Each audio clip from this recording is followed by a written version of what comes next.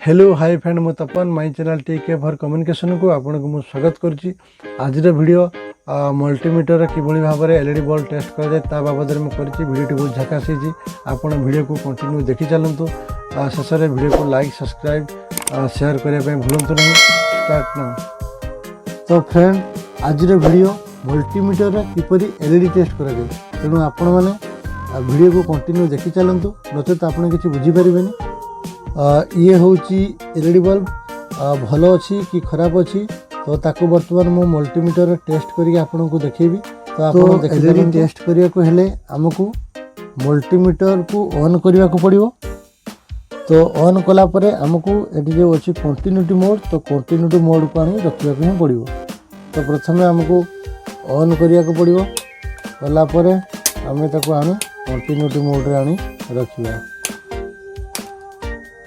देखो मु बर्तमान ताको कंटिन्यूटी मोड रखी। देखो ये जो तीर अच्छे आप देखुं, तो ये कंटिन्यूटी मोड सुधार ही रही। तो फ्रेंड ये हूँ एलईडी बर्तमान मुझे मल्टीमीटर टेस्ट करके आपन को देखेबी भल अच्छी कि खराब। तो ता पूर्व गोटे इम्पोर्टाट आपन को कथा कहबी, वीडियो को आप कंटिन्यू देखि चलतु, नचेत परवर्ती समय आप प्रोब्लेम रे पड़े। जनरली समस्ते जानते एलईडी रे जो लीड बड़ पॉजिटिव आ जो लीड सान सेटा होची नेगेटिव। सपोज मु दुईटी लीड को काटी समान कर देबी, तो आपण जानि परिबे जो कोटा पॉजिटिव आ कोटा नेगेटिव। सपोज मु बड़ लीडटा को काटी छोट कर देबी आ छोट लीड को काटी बड़ कर देबी, तो तापर कोन आपण जानि परिबे कोटा पॉजिटिव आ कोटा नेगेटिव, तो जानि परिबे। तो से आपण को मु शॉर्ट उपाय बतईदेवी को लीडटा पॉजिटिव आ को लीडटा नेगेटिव। तो से आमको बॉल भीतर देखा ही पड़ो। आसतु देखा बॉल भितर आपण देखंतु गोटे पटरे मोटा अच्छी आ बड़ अच्छी, सेटा होचु नेगेटिव। आ गोटे पटरे देखंतु सरू अच्छी छोट अच्छी, सेटा आपनकर पॉजिटिव। तो ये शॉर्ट उपाय आपण जानिगला परे लीड बड़ हो कि समान हो कि जहाँ भी हो, आपण भीतर देखिए आराम से आपण जानी परिबे कोटा नेगेटिव और कोटा पॉजिटिव। एलईडी टेस्ट करिया पूर्व प्रथम आगे हमें मल्टीमीटर को टेस्ट कर नवा। तो मल्टीमीटर तो वर्तमान कंटिन्यूटी मोड रो अच्छी, तो तथापि हमें तार नेगेटिव और पॉजिटिव को वर्तमान हमें शॉर्ट कर देखीदेवा।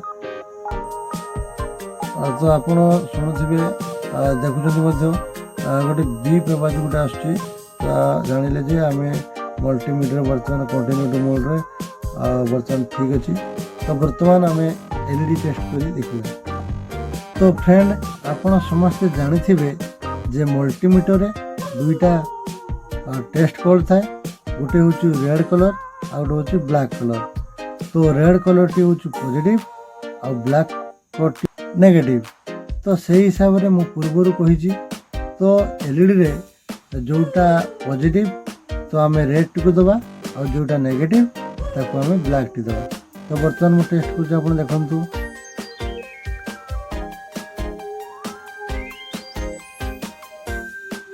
आपण देखु मल्टीमीटर पॉइंटिंग बढ़ी चलती एवं गोटे बीप आवाज हो, तो आपण कन्फर्म हो जे बॉलटी निश्चित भाव में खराब अच्छी। तो पुणी आउ गोटे बॉल आनी आम बर्तमान टेस्ट करिया।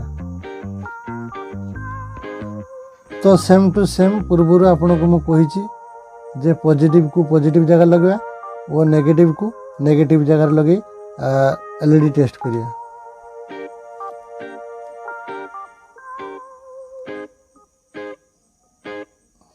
देखंतु एलईडी जलिला, तो आम निश्चित भाव में कन्फर्म हो गलु जे एलईडी ठीक अच्छी। यही भली मल्टीमीटर आप यूज करी भल एलईडी खराब एलईडी आप टेस्ट करें। आ मोर वीडियोटी आप कंटिन्यू देखि आपको बहुत बहुत धन्यवाद। आ लास्ट रे गोटे कथा कहबी, बहुत कष्ट रे मो वीडियोटी बनैछि, तेणु मो वीडियो को लाइक शेयर सब्सक्राइब करेंगे।